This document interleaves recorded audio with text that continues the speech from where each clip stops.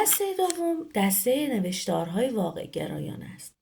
واقع گرایانه یعنی چی؟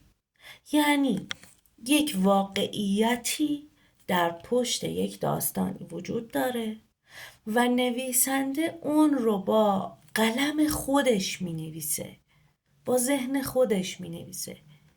علمی نیست دیگه، لزومی نداره انقدر متعهد، انقدر سفت و سخت نگه داره اون واقعیت تاریخی رو، چون بنا نیست مورخ باشه، بنا نیست تاریخ نگار باشه، قرار راوی باشه، راوی یک داستان از ذهن خودش که در یک واقعیتی هم از این داستان وجود داره، در پسله این داستان وجود داره.